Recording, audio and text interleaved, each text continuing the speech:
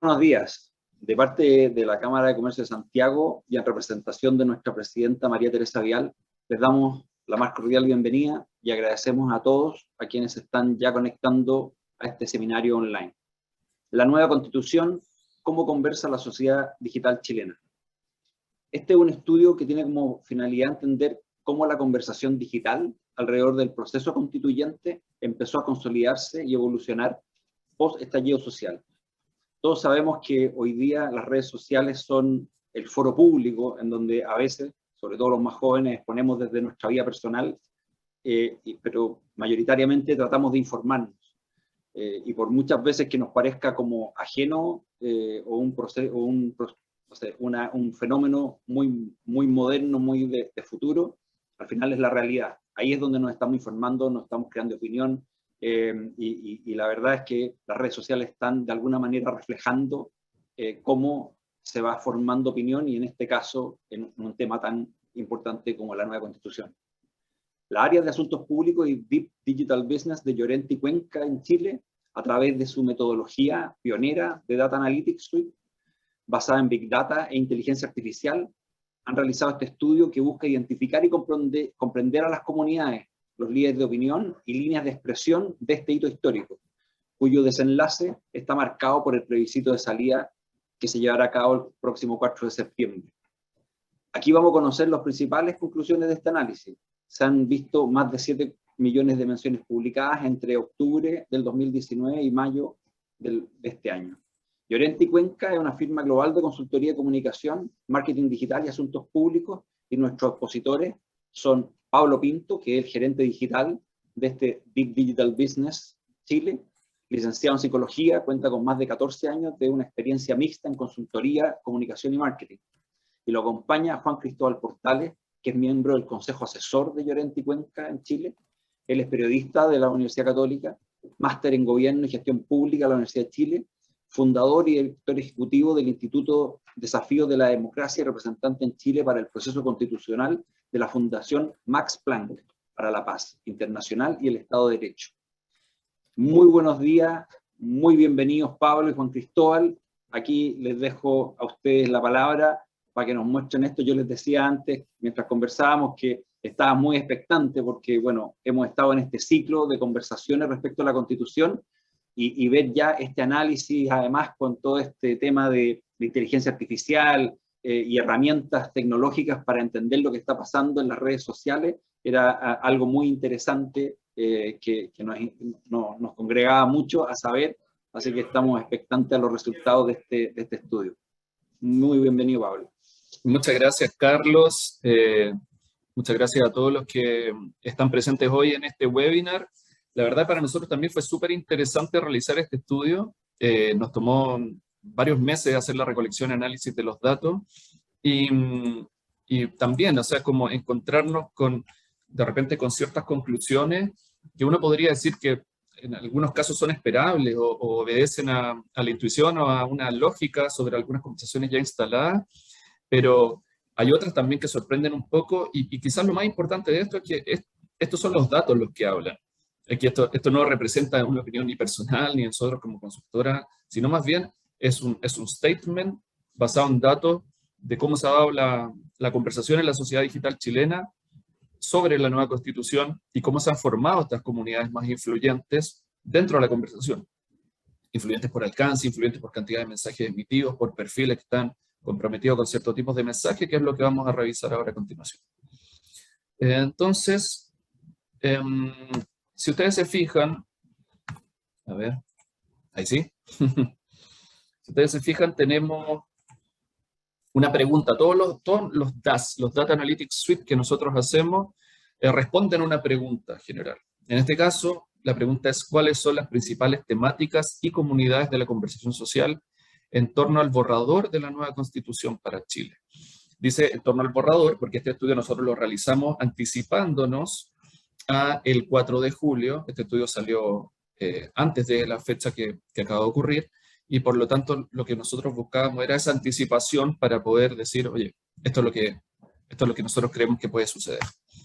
Entonces, tenemos estos statements como a propósito de la conversación. Primero, lo mismo que mencionó Carlos, que es que las redes son una arena del debate político hoy. Especialmente Twitter, nosotros sabemos que es una red en donde suceden muchas conversaciones sobre lo político. Luego comentar que hicimos una mirada en perspectiva desde el 2019 al 2022 y trabajamos sobre 7.2 millones de menciones de datos duros, conversaciones.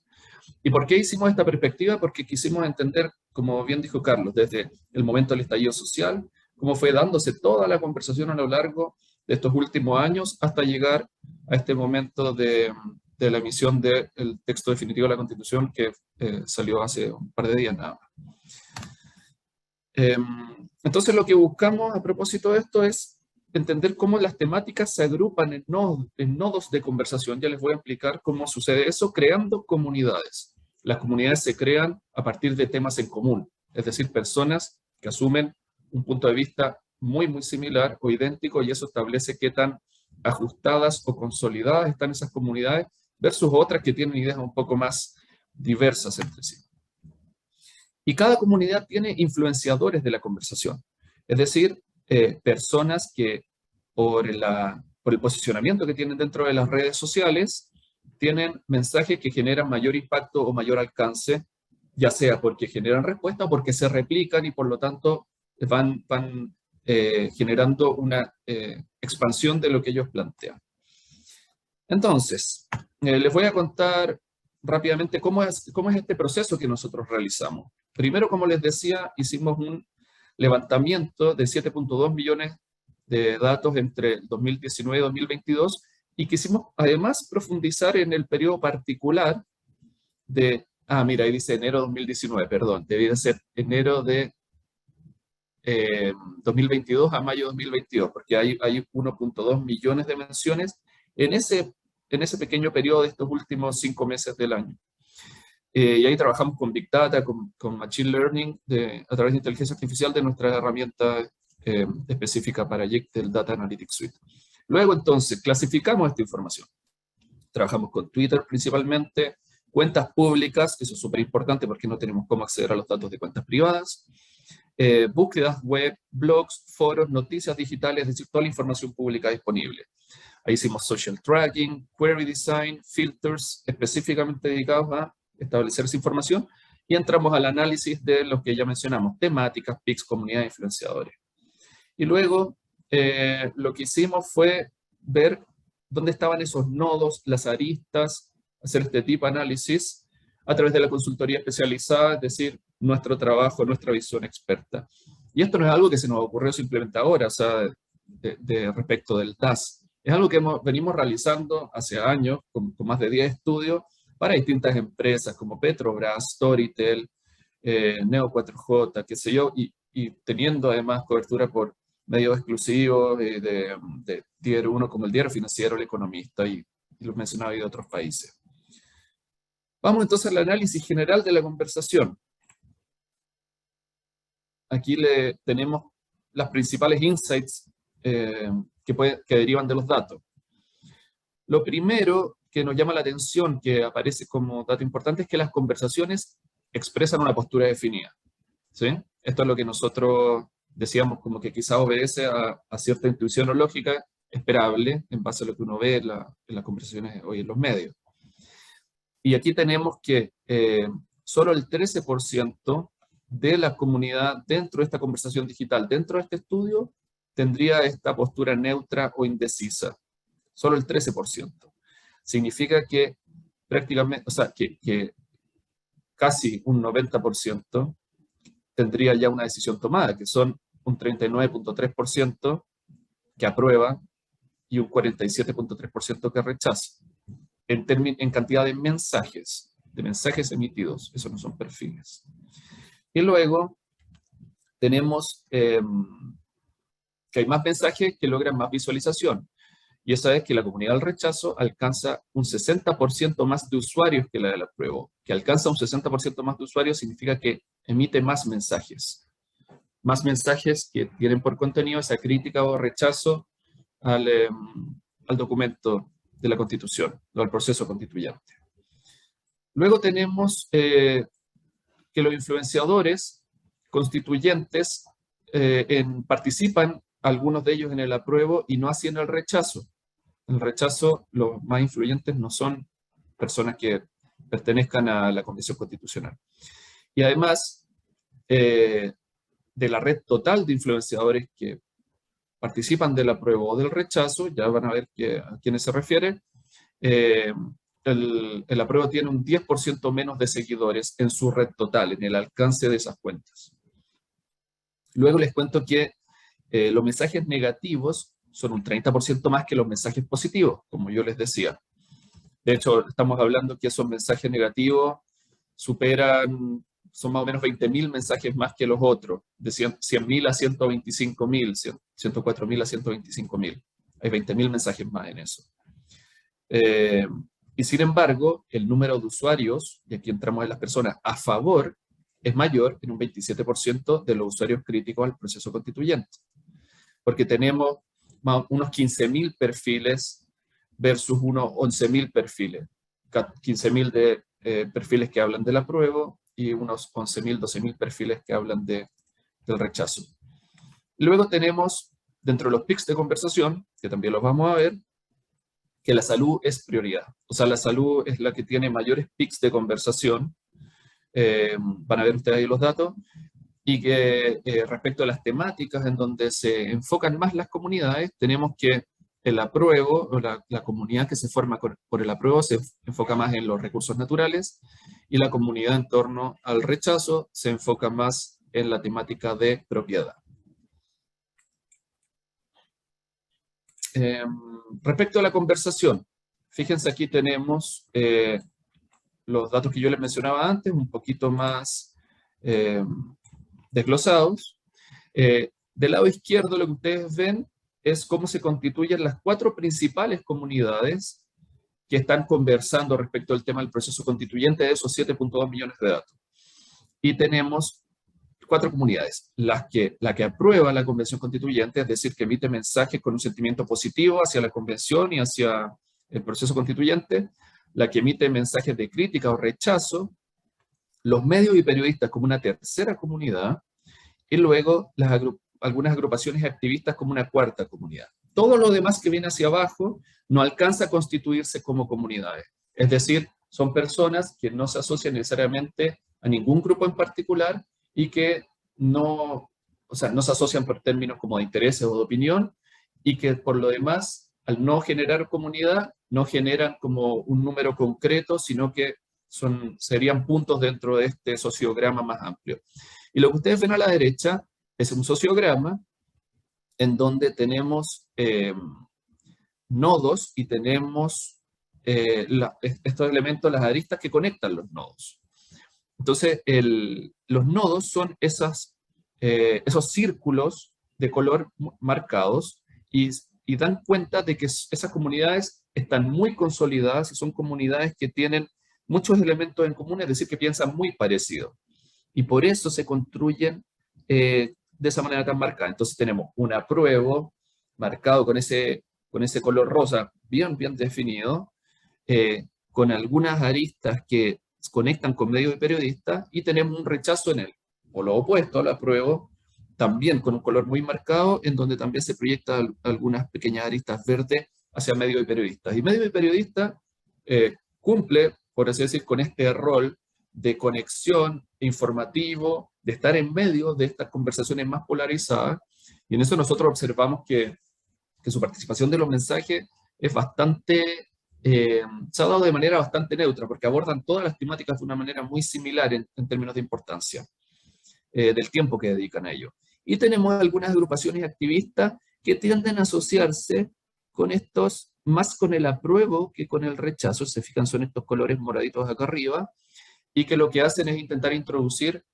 temáticas puntuales que son de interés para ellos, que no están consideradas dentro de las temáticas que el apruebo está situando como más importantes, que tienen que ver con temáticas puntuales más específicas, disidencias, migración, temas de inclusión, que son muy puntuales y que por lo tanto quieren ellos que participen de la conversación. Y aquí a la izquierda, voy a volver a las barras, si ustedes se fijan, tenemos los 3 colores de alcance, mensajes y miembros para cada uno, y es lo que decíamos. En la barra de color calipso, en el aprueba, se fijan, tenemos más miembros que el rechazo, pero sin embargo, la barra de este como celeste oscuro gris tiene una mayor cantidad de mensajes y la barra roja una mayor cantidad de alcance, el rechazo que la aprueba, que es lo que mencionábamos antes. Es decir, menos miembros, mayor alcance, mayor mensaje. Y que es como algo que quizá uno no esperaría. Y luego tenemos dentro de los medios y periodistas algo lógico, que a pesar de ser menos en cantidad de miembros y emitir menos mensajes, tienen un alcance que prácticamente es el doble de eso, porque bueno, son los medios de comunicación y por lo tanto difunden la información a través de medios oficiales. Y después tenemos, como decía, estas agrupaciones activistas en cuarto lugar, que también forman parte de la conversación, pero no de manera tan representativa. Cuando entramos respecto a los sentimientos sobre la Convención Constituyente, tenemos que, si es por cantidad de mensajes, hay una mayor porcentaje de sentimientos en contra, que es un 48.5 versus un 44. Pero si hablamos por perfiles, es decir, personas, perfiles identificables, tenemos un 48.9 a favor versus un 38.2 en contra. También aumenta el porcentaje de perfiles neutrales, como les decíamos, 12.8%. Si analizamos cada comunidad, tenemos lo que yo les comentaba, fíjense, aquí están los nodos individualizados, tenemos una comunidad que aprueba, que tiene este nodo marcado y que tiene aristas definidas, fíjense en ese cachito que sale hacia abajo, que lo conectan con otras comunidades, excepto con la que rechaza. El rechazo no tiene constitucional entre sus voceros, como les decíamos, y fíjense que no tiene aristas que conecten hacia arriba de manera tan definida, o sea, es un nodo más cerrado que en este caso que la aprueba. Lo que ya dijimos, que aprueba tiene más miembros, pero menos mensaje de alcance que rechaza. Aquí están los medios y periodistas, una comunidad alargada, con aristas que conectan hacia ambos lados, y agrupaciones activistas, si se fijan, es un manchoncito así como que es más bien disperso, y que por lo tanto intenta generar esta influencia que yo les mencioné. Vamos a los influenciadores, que me imagino que les interesarán. Aquí voy a hacer nada más una revisión de los nombres que figuran alrededor de este círculo. Esto no es una, ¿cómo sería? Órbitas de un sistema, es decir, no plantean niveles de acercamiento-alejamiento, es nada más un tema didáctico de orden de los perfiles. Tenemos a Jaime Baza, ahí están mencionados los principales tweets que ellos, que tuvieron mayor alcance de cada uno de esos perfiles. Jaime Baza, a Cristina Dorado Ortiz, Daniel Jadwe, Jorge Barait Morales, Andrés #apruebo y Mr. Wolf, que son tuiteros políticos en el caso de los que están aquí abajo, y los constituyentes que mencionábamos que están en el sector alto ahí de la pantalla. Voy a pasar a la siguiente, donde tenemos los influenciadores de la comunidad que rechaza la Convención Constituyente. Tenemos a José Antonio Cast Rist, a Johannes Kaiser, Patricio Navia, el humorista Meruane, Gonzalo de la Carrera y Sergio Melnik.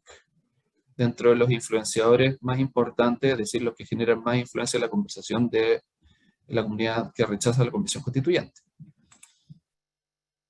Aquí están las tendencias que yo les decía de las temáticas. Miren, fíjense, este es el periodo de enero del 2020 a mayo del 2022, o sea, es el periodo más amplio desde el estallido social hasta lo más actual.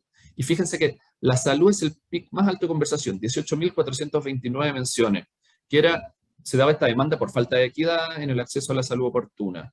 Luego, el agua también figura con pics importantes acá, donde aparecen a principios del 2021 el tema de la larga sequía, la dificultad en el acceso, corte en el servicio, reforma al código de agua. Y hacia el presente se fijan todas las líneas de cada una de las temáticas que están aquí arriba con sus respectivos colores, tienden como a subir en conjunto. Se acaban un poco estos pics que venían antes, que se nota, o sea, destacan mucho por sobre la conversación general, salud y agua. Entonces, aquí es donde se hace el alza de la propiedad en salud, el derecho a propiedad, que fue algo muy relevante en los meses pasados. Y si nosotros entramos en la cancha más pequeña, más corta, nos encontramos con pics de conversación que son relevantes en esta parte más breve. Tenemos por una parte, en enero de este año, la licitación del litio y los recursos naturales, toda la conversación que se estuvo dando en torno a ese tema.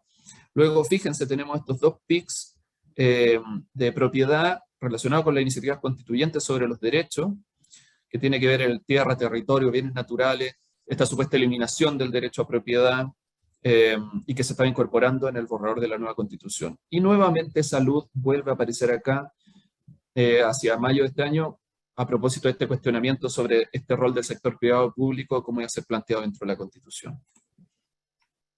Entonces, ¿qué es lo que observamos nosotros a futuro? Bueno, piensen que este futuro es algo que observamos antes de que ocurriera, o sea, ya salió el documento del 4 de julio. Es un futuro que observamos en junio. Perdón. ¿Qué se esperaba? Un pic creciente de conversación para el 4, el 7, claro, tanto como para el 9 del 7. 9 del 7, eso debe ser septiembre, más bien. Que hay un mayor movimiento de mensajes críticos sobre los positivos, este 30%. Que si bien las encuestas han dicho todo el tiempo, son otras metodologías no equivalentes, lo entendemos, que hay un 30% de indeciso, nosotros planteamos que hay entre un 13 y un 15% que se podrían alcanzar vía redes sociales. O sea, que es ese porcentaje indeciso que pertenece más al mundo digital. No digo que no esté en ese otro 30%, pero en el mundo digital ese es el número, a partir de nuestro estudio. Que la concentración de la conversación está en los políticos y que por lo tanto hay otros influenciadores que podrían ser relevantes que no están participando en la conversación, y que la salud sigue siendo un territorio de interés, o sea, sus PICs superan en un 60% los puntos altos de conversación de cualquier otra temática.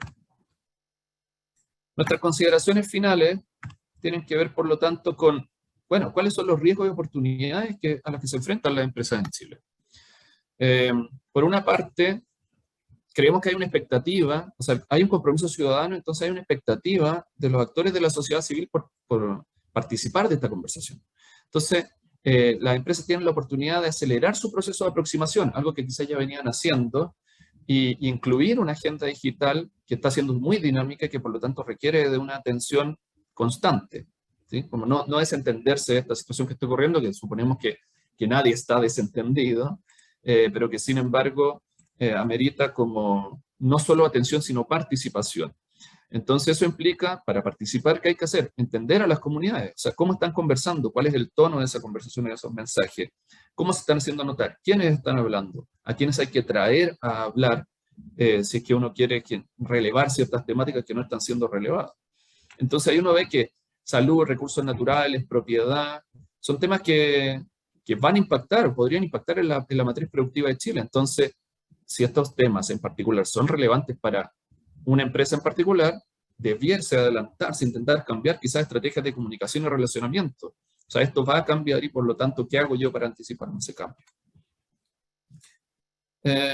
Entonces, cambia las preocupaciones, ¿cierto? Puede cambiar la razón de ser de las organizaciones.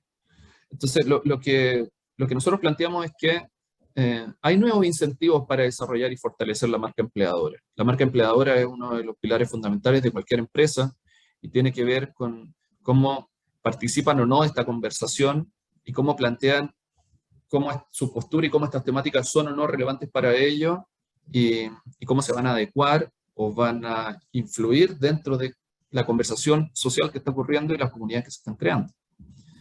Entonces, para nosotros es que hay que estar preparados. O sea, los datos permiten ser predictivos, intuitivos.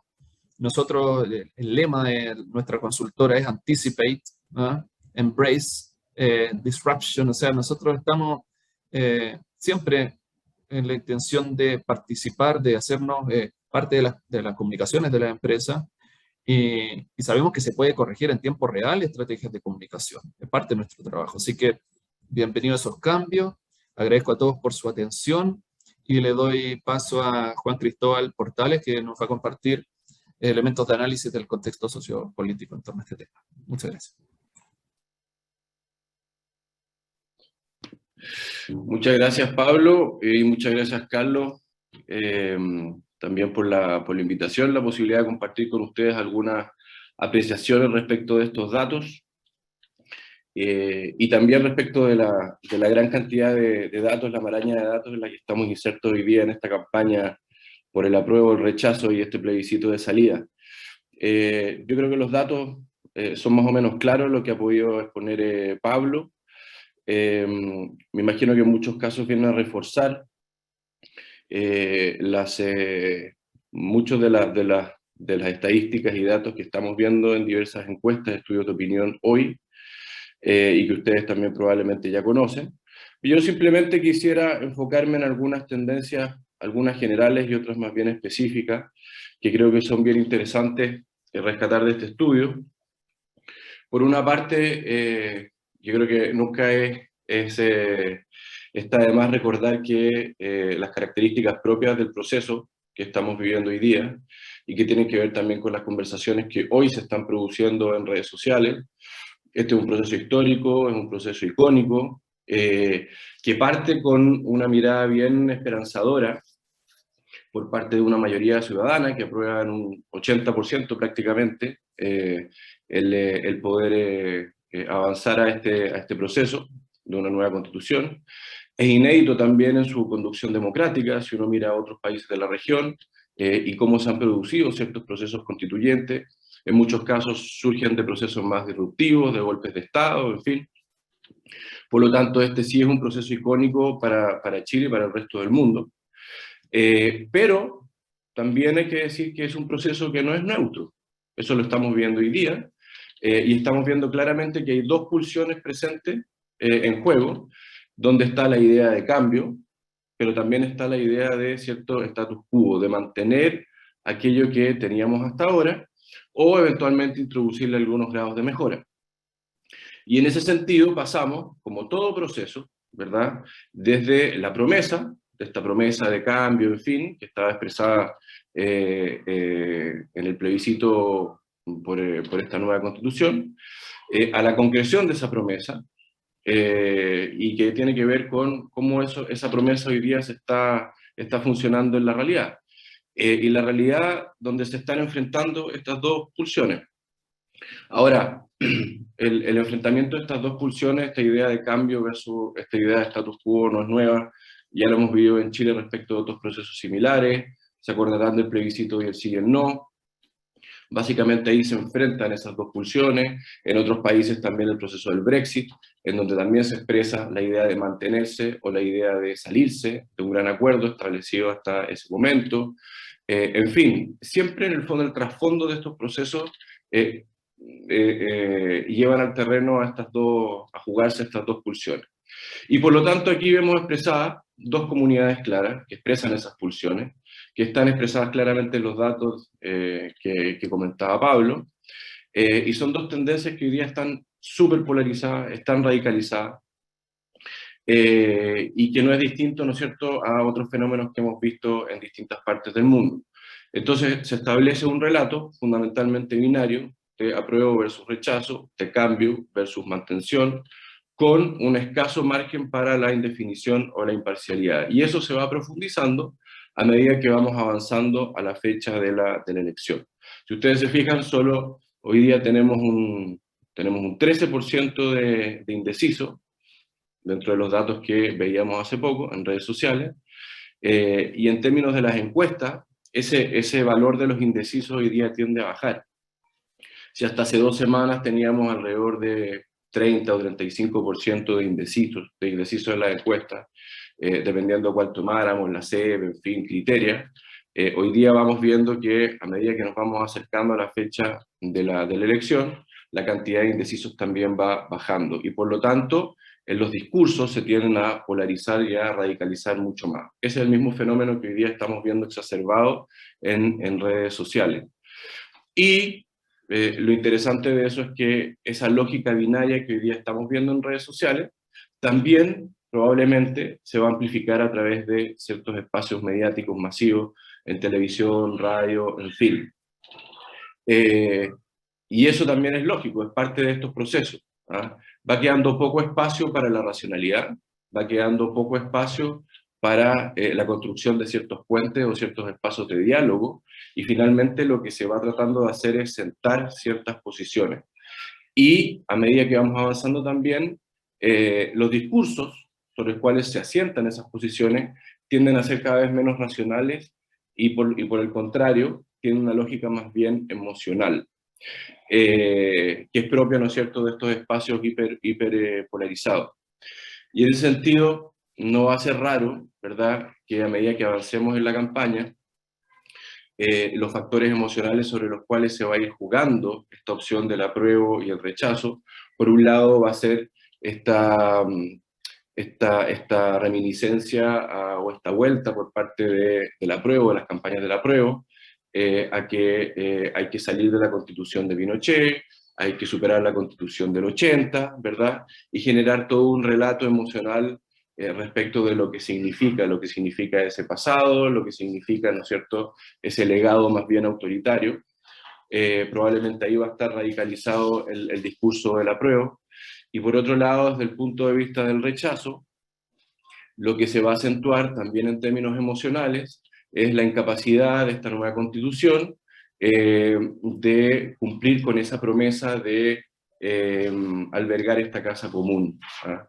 Que finalmente era la gran apuesta de este proceso y de esta nueva constitución, que era eventualmente poder congregar a una mayoría ciudadana, a una mayoría de miradas, finalmente sentarlas a la mesa y ponerlas de acuerdo respecto de cómo construir un marco de relacionamiento común para la sociedad. Eso, ¿no es cierto?, probablemente va a ser exaltado, se van a recurrir a ejemplos archiconocidos, parte también de las discusiones que hemos visto en redes sociales y hoy día de las valoraciones que tiene la ciudadanía, tiene que ver respecto, y que ha tomado una posición mayoritaria hoy día por el rechazo, tiene que ver con la percepción, más que respecto de los contenidos mismos, que están hoy día expresados en este borrador de nueva constitución o este proyecto de nueva constitución, tiene que ver con el proceso, tiene que ver con ciertas polémicas, tiene que ver con ciertos constituyentes que se alejaban de esta idea de la casa común y más bien nos llevaban a un terreno de la radicalización, de los maximalismos, de tratar de imponer ciertas reglas del juego sobre esta posibilidad de establecer un diálogo más racional. A nivel de tendencias específicas, y en esta misma línea, de por qué el rechazo, hoy día, si ustedes veían los datos de Pablo, el rechazo, a pesar de tener menor cantidad de seguidores como comunidad, pero sí tiene una mayor efectividad en términos de la capacidad de interacción y la capacidad de ir penetrando en distintas audiencias con su mensaje. Un 25% más de alcance en esta comunidad del rechazo. Y tiene que ver fundamentalmente porque sienta su relato en estos aspectos que yo les decía, en esta incapacidad por un lado de construir o de llegar, de que este proceso llegara a esta casa común, pero también hacen un eje en dos temas que yo creo que son fundamentales. Sobre todo si uno mira cómo se ha ido construyendo este país en términos culturales, en términos de los avances económicos que han tenido las familias en los últimos 30 años. Las campañas del rechazo han hecho eje, por un lado, en el tema de la propiedad, en una agenda anti-expropiación de los ahorros previsionales, ello de la mano de un debate político y público, centrado en buena medida en la crisis económica que estamos viendo, y que probablemente, según todas las estadísticas que tenemos, se va a seguir profundizando, en un escenario de hiperinflación, y donde, ¿no es cierto?, el retiro de los fondos de pensiones como último recurso para capear esta crisis, y también la libertad discrecional de los ahorrantes sobre dichos fondos, ha sido uno de los temas fundamentales. Y por lo tanto, ¿no es cierto?, el tema de la expropiabilidad, el tema de la propiedad que yo tengo sobre esos fondos ha pasado a ser uno de los temas clave. Hoy día se ha ido asentando de manera bien profunda en la ciudadanía esta idea, ¿no es cierto?, de que los fondos me pertenecen, de que también hay una serie de bienes por los cuales yo he luchado, por los cuales he trabajado durante mucho tiempo, y que no quiero que se vean expuestos a un nuevo marco de relacionamiento, a un nuevo cuerpo jurídico que eventualmente me los pueda quitar o me los pueda expropiar. Ese factor yo creo que ha sido minimizado por los seguidores del apruebo o por ciertas figuras e influenciadores del apruebo.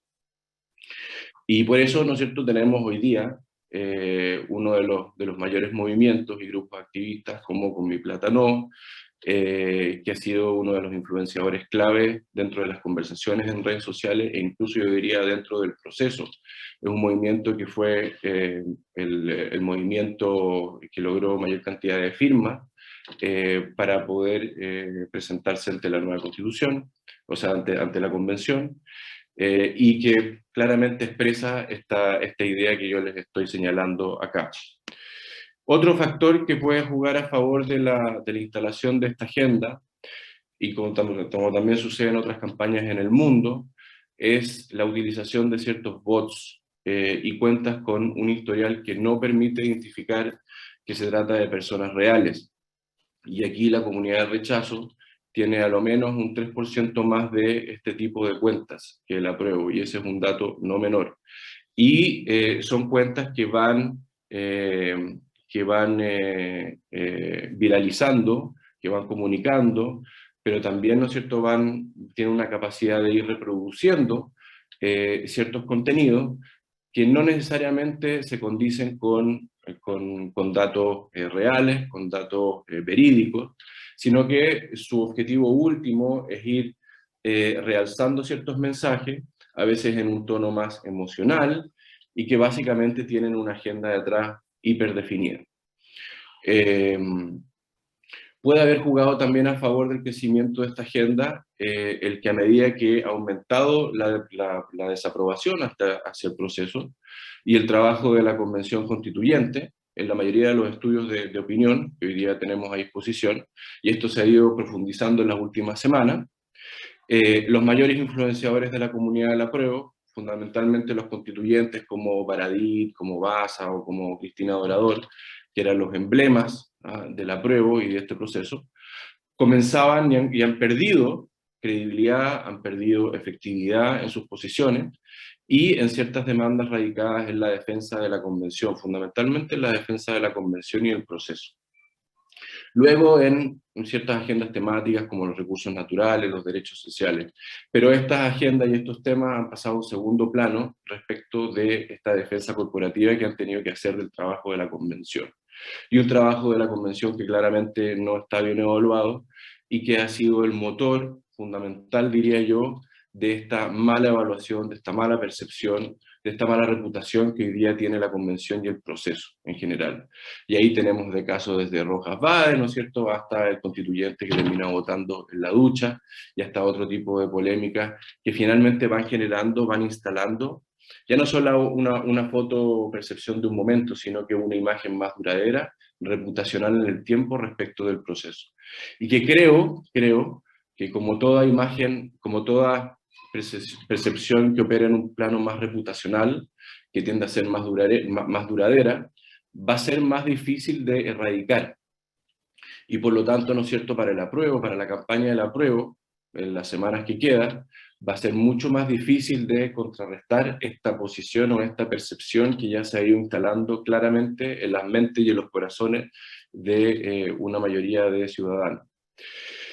Y en las últimas semanas también ha habido una migración estratégica desde el rechazo, y creo que este elemento también ha sido fundamental.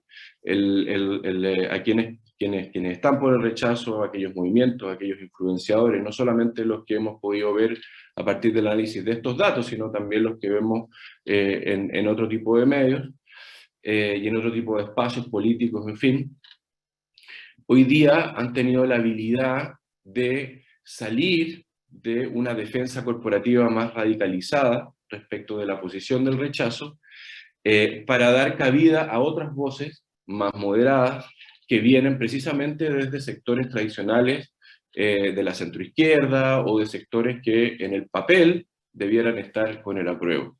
Y por eso, si ustedes ven en las últimas semanas, más que tener vocerías o de tener un foco específico en redes sociales, incluso en los medios masivos, de voceros como Teresa Marinovich, en fin, o ciertos influenciadores más radicalizados, algunos de los cuales hemos visto acá, señalado Pablo, las vocerías se han trasladado más bien hacia ciertas figuras icónicas dentro de la centroizquierda, es decir, algunos constituyentes que formaron parte de este proceso, Fuad Chaín o Felipe Arboe, pero también figuras emblemáticas de la exconcertación o nueva mayoría, sin ir más lejos, ayer el propio expresidente Ricardo Lagos, marcando una posición bien clara de insatisfacción respecto de la propuesta que se está haciendo, por supuesto también de la Constitución del 80, pero marcando ahí una agenda bien clara respecto de que no va a apoyar la propuesta que se está haciendo de nueva Constitución.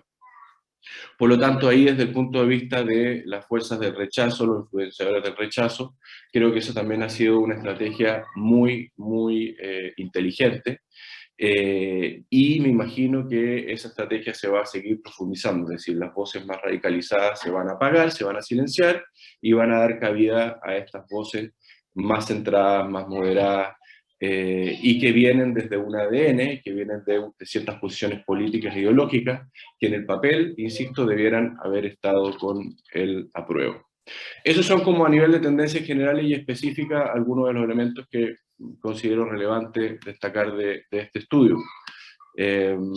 Pablo, Carlos, no sé si nos abrimos a... Sí, abramos a preguntas, a conversar.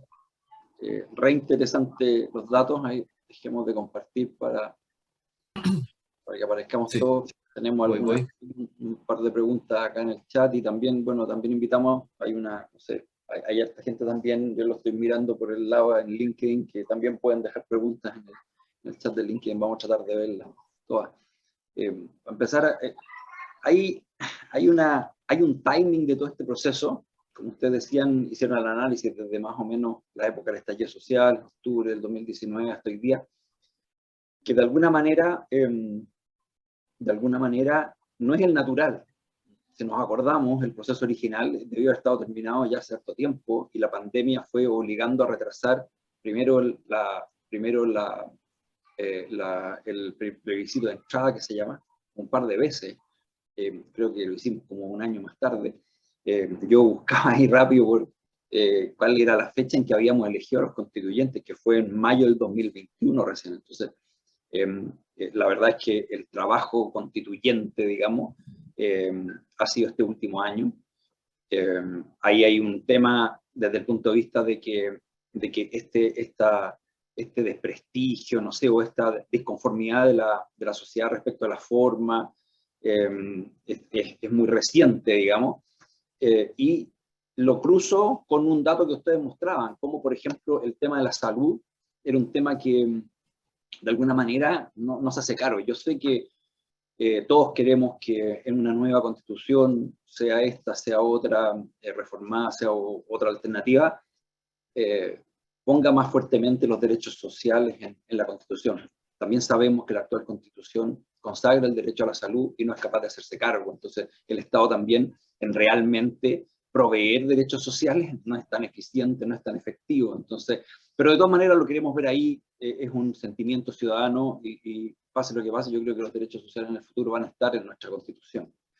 Pero, ¿cómo cruzo los temas que nos preocupan con los temas que hacen estos PIC? Y ahí George nos aportaba con una pregunta respecto de los temas de seguridad, en donde da la impresión de que es el tema que más preocupa a los chilenos hoy día. La Convención no se hace cargo en nada de eso, incluso hay quienes dicen que la nueva institucionalidad de Carabineros como un servicio civil sería un retroceso tremendo, porque por miles de cosas que vienen derivadas que no son para esta conversación, pero cómo se cruzan esos temas, digamos, los temas que le preocupan a los chilenos con esto y cómo se van produciendo esos PIC. Esa es una pregunta, y la otra que tenía anotada de antes es, ¿qué vieron ustedes o estuvieron monitoreando, estuvieron mirando, qué pasó este lunes? Cuando se presentó, digamos, no sé, es un hito, me imagino que las redes sociales estaban más cargadas, no sé, yo ese día, no sé si por autoprotección, no vi redes sociales, no me metí en la conversación, pero me imagino que también ustedes pudieron observar algo. Esa par de preguntas para comentar. Ajá. A ver, respecto a la primera, a ver si la puedo contestar. Nosotros lo primero que hicimos fue que dentro de este largo periodo desde el estallido de octubre de 2019 hasta mayo de 2022, igual establecimos como hitos intermedios como para entender cómo habían sucedido 3 periodos. Es decir, desde el estallido hasta el plebiscito de entrada, luego cuando se establece, cuando se elige a los constituyentes, y luego de los constituyentes hasta este primer borrador. Y eran, recuerdo, 3 periodos equivalentes en tiempo. Y teníamos cierta diferenciación de menciones en cada uno de los periodos. Son datos que tenemos y que optamos como por no presentar en los webinars o en las presentaciones más ejecutivas porque ya son datos más profundos, pero podemos presentarlos después a cualquier empresa que esté interesada. Lo mismo las temáticas. Esto existe un setting como en base a queries, que es lo que yo les mencionaba antes, en herramientas como de tecnología aplicada a inteligencia artificial, en donde se van estableciendo cuáles son las condiciones para las que yo quiero que salte o no la herramienta y que me haga una selectividad de informaciones. Y nosotros hacemos un estudio previo también con nuestra área de asuntos públicos, en donde decimos, ok, estas son las temáticas más mencionadas. Y dentro de esas temáticas, ¿cuáles son las subtemáticas que más aparecen? Y esas subtemáticas también tienen cantidades de menciones, donde uno puede ir metiéndose cada vez más adentro y entendiendo cuáles temáticas están ahí y cuáles no están dentro de las más importantes. Que para nosotros también fue, no sé, temas como, no sé, el código del trabajo, temas como de recursos humanos, laborales. Hay varios que no marcaron tanto como esas otras temáticas que nosotros mostramos. Sin embargo, hay también, de nuevo, hay como dos opciones. Por una parte, se puede trabajar esta query, este código para encontrar temas específicos, y esos temas específicos pueden ser durante periodos amplios o tan específicos como un día.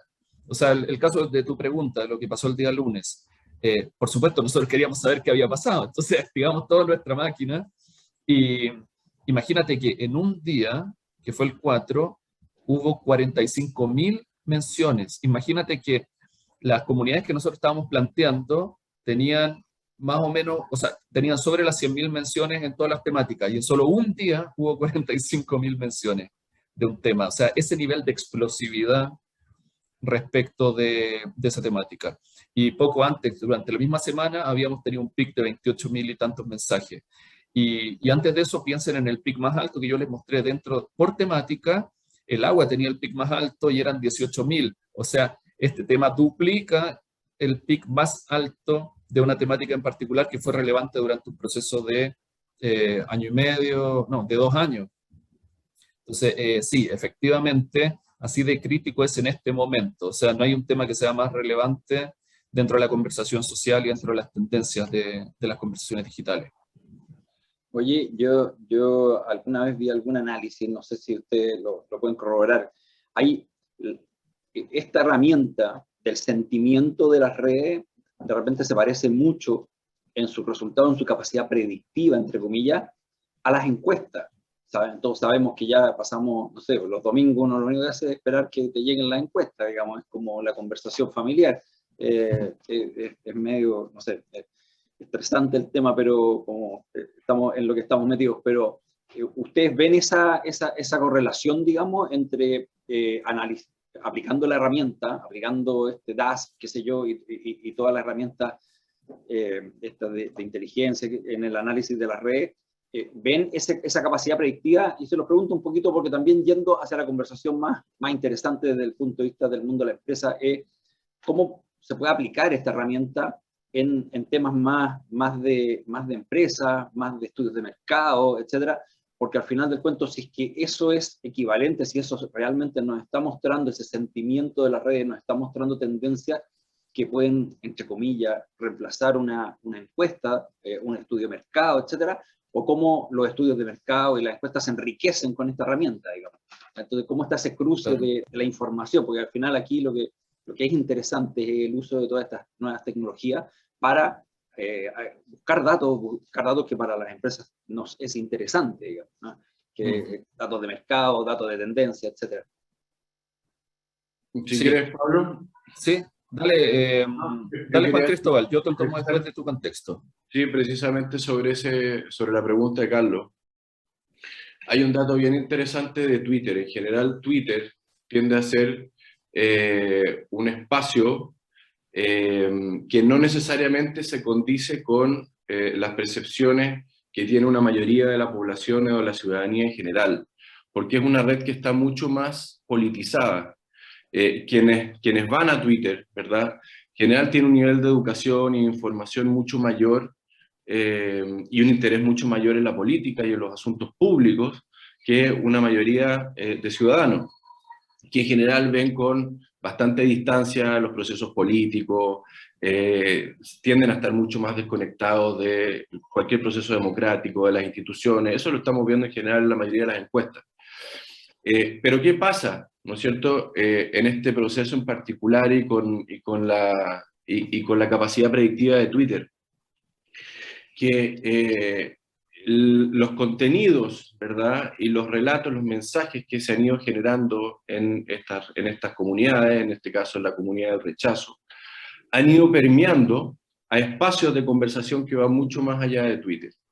Y han ido permeando ciertos espacios de influencia, sin ir más lejos, los principales medios de comunicación, que también hay que recordar que los medios de comunicación hoy día, el relato que están estableciendo la mayoría de los medios de comunicación masivos, que también están tensionados comercialmente, e ir estableciendo retratos de la actividad política y los procesos políticos en clave de conflicto, mayoritariamente. Entonces, a medida que ha ido avanzando, que fue avanzando el proceso constituyente y el trabajo de la convención, que se centró fundamentalmente en ciertos conflictos, ¿ah? Entonces, eso rápidamente fue amplificado por los medios de comunicación más masivos, y ese finalmente fue el relato que se fue instalando mayoritariamente a nivel de medios, pero también en las percepciones que fueron acumulando una mayoría de ciudadanos. No hubo tanto debate respecto de los contenidos, porque ese era un proceso que estaba en construcción, ¿verdad? Y no tuvimos los contenidos finales hasta último momento. Se esbozaban ciertos titulares, pero fundamentalmente, y como hemos visto acá, el relato se fue esbozando sobre conflictos y sobre ciertas aprensiones, ¿verdad?, respecto de algunos contenidos que podían establecerse, que podían estar implícitos en esta nueva constitución. Pero lo relevante de esto es que el relato fundamental fue en clave de conflicto, y esa ha sido la percepción que hoy día se ha ido instalando en una mayoría ciudadana. Entonces tuvimos una influencia que podía alojarse simplemente en ciertos seguidores o en ciertos influenciadores que orbitan solamente en Twitter, finalmente a una conversación que excedió los espacios propios de Twitter y que finalmente hoy día se instaló en la mayoría de los medios de comunicación, pero también en las mentes y las conversaciones diarias de la ciudadanía. Yo creo que esa ha sido, y ahí también está en la efectividad que tuvo o que ha tenido los influenciadores del rechazo, que han estado por el rechazo o contrarios al proceso. Ellos han tenido esa capacidad de ir instalando, ir amplificando estos conflictos de manera más simple, directa. Había hace 2 días sacó un Twitter Salvador Villaleo, no sé si ustedes lo conocen, pero que él estuvo hasta hace poco ahí en La Moneda, en fin, a cargo de los temas de participación ciudadana y temas de pueblos originarios. Y él decía que una de las habilidades que tenía el rechazo precisamente era poder conectarse con la ciudadanía en un lenguaje y en aquellos canales que hoy día sí le hacían sentido a una mayoría de ciudadanos. Y por el contrario, que es lo que hacen el apruebo y los influenciadores del apruebo y algunos constituyentes, Baza y otros, en fin, es que ellos se comunican a través de Twitter, pero en un lenguaje que hoy día no llega a una mayoría ciudadana, por ejemplo, a través de hilos. ¿Quién hoy día se detiene a leer, no es cierto, salvo aquellos más fanáticos, un hilo de Twitter, no es cierto, que puede tener 20 mensajes, en fin, nadie? ¿Cómo se comunican hoy día los influenciadores del rechazo? Mayoritariamente a través de herramientas como TikTok. ¿Ah? Entonces, esa es la gran diferencia. Y eso además es mucho más atractivo para los medios masivos, que pueden amplificar rápidamente y más atractivamente esos contenidos. Oye, Pablo, y sí. complementando lo que también les había preguntado ahí, es cómo uno esta herramienta la usa como una herramienta que nos ayude a estudios de mercado, etcétera.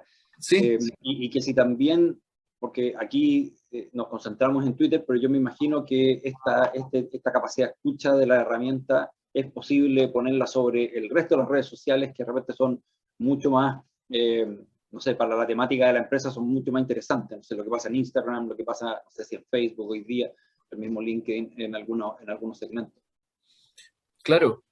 Mira, primero la pregunta respecto al sentimiento, que creo que es algo que ya se sabe más o menos en términos de opinión, es que las herramientas digitales requieren de una interpretación humana porque a veces tienden a ser un poco frías, es decir, interpretan mensajes con cierto sentimiento que no necesariamente lo tienen, y a veces no discriminan del todo en mensajes que no sé, incluso desde el punto de vista de la ironía o el sarcasmo, a veces se podría decir, entonces esto es positivo, y en realidad alguien te está burlando en términos positivos de algo, ¿no?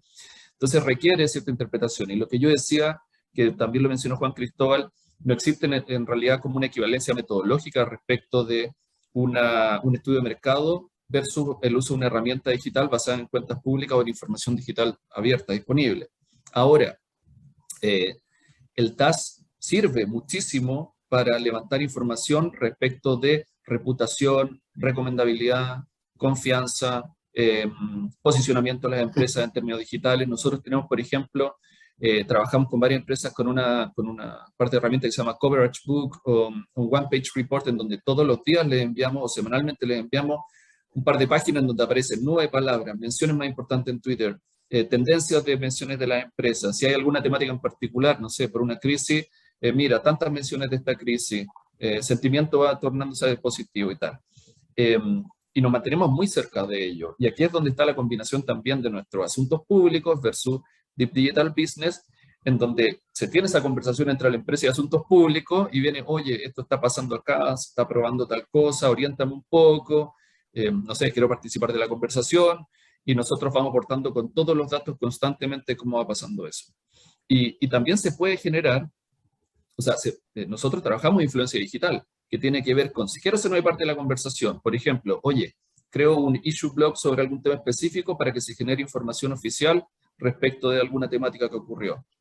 Funciona mucho en las crisis. O, ¿sabes qué?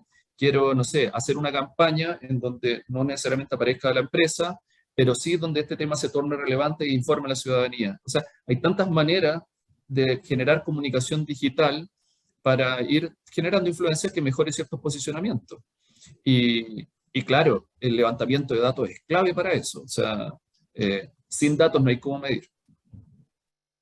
Oye, Y ahí también, Carlos, yo creo que hay un dato que es relevante, es cómo tú vas conectando estos datos y estas percepciones o sentimientos que vas y tendencias que vas levantando desde redes sociales como Twitter, y lo vas relacionando con otros elementos más contextuales.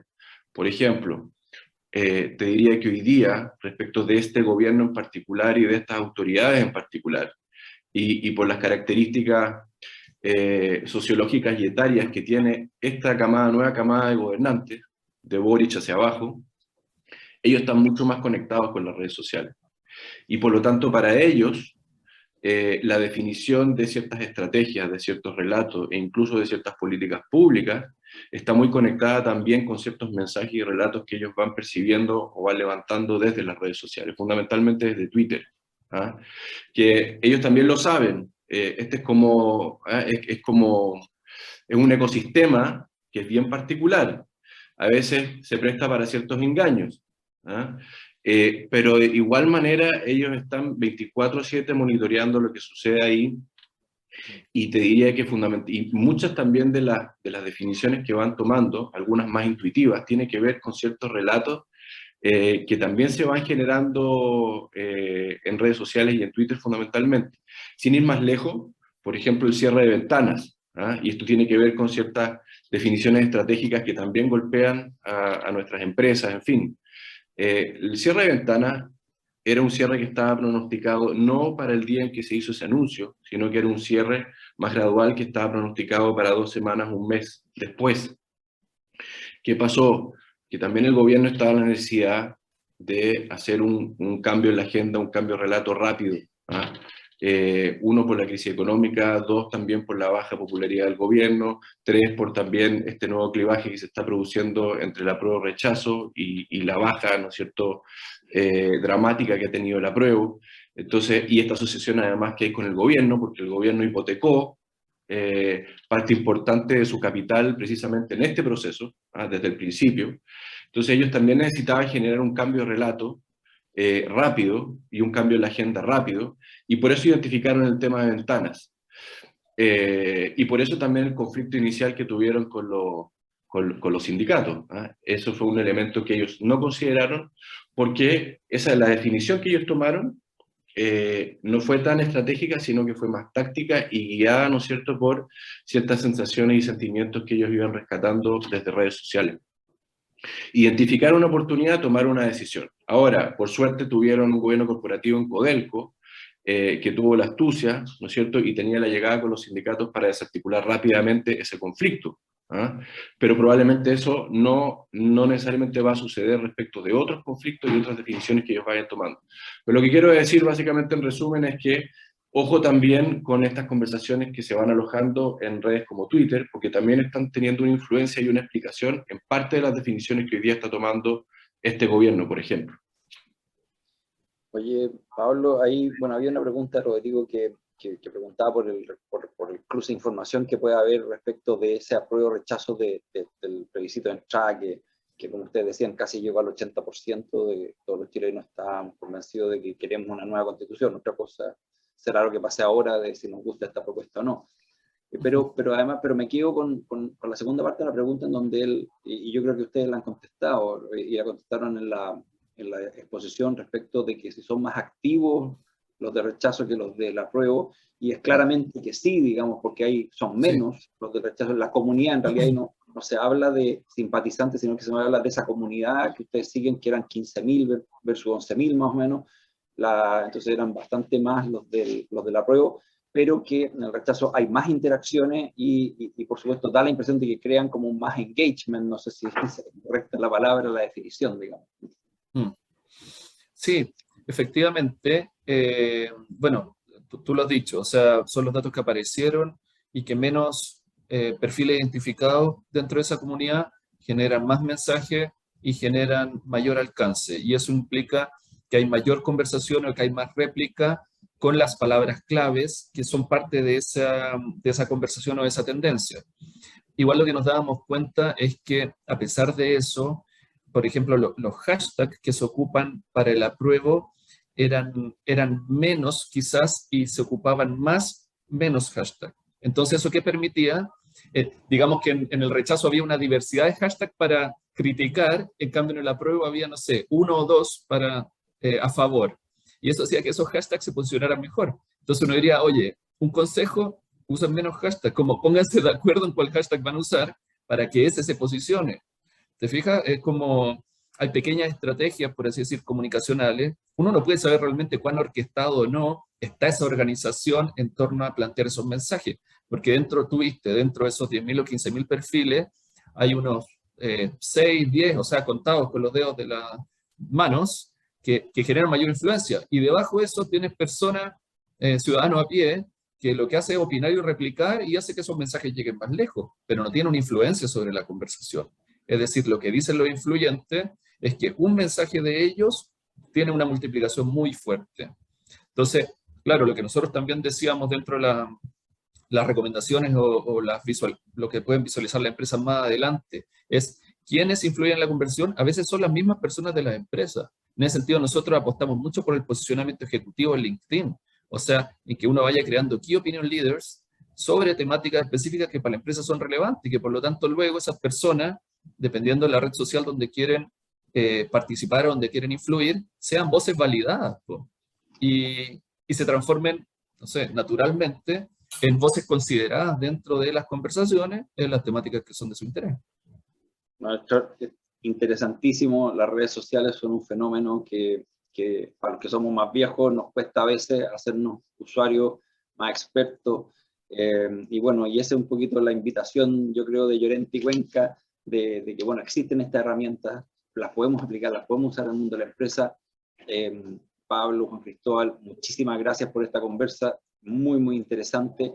Ahí a todos los que nos escucharon y bueno, esta presentación igual va a quedar en el canal YouTube de la Cámara de Comercio de Santiago, donde quedan también todos nuestros seminarios, así que los invitamos a revisarlo y también a ponerse en contacto con nosotros o directamente con Pablo, Juan Cristóbal, para cualquier consulta más en específico o aplicación más en específico de estas herramientas de inteligencia artificial y data analysis, digamos que a veces nos cuesta tanto pero entender, pero que nos ve, es tan evidente de cómo puede uno monitorear la actividad y hacerse una idea de qué es lo que está pasando. A veces tenemos que proteger una marca, a veces no sé, un prestigio corporativo, a veces monitorear también el proceso constituyente y también tomar un rol. Como ustedes decían al principio, hacer una invitación a que las empresas se hagan parte de esto, porque esto es parte importante de lo que hoy día a las personas les interesa, les importa. Así que, nada, me despido, les doy muchísimas gracias por esto y los invitamos a seguir estando atentos a lo que estamos haciendo en materia constitucional, siempre tratando de informar para que nuestros asociados y sus colaboradores se hagan una idea más informada a la hora de ir a hacer su ejercicio cívico del voto, digamos, que estamos todos congregados para el 4 de septiembre. Adiós. Muchas gracias, Carlos. Gracias. Gracias por la Muchas invitación. gracias a todos, que les vaya muy bien. Gracias. Pablo.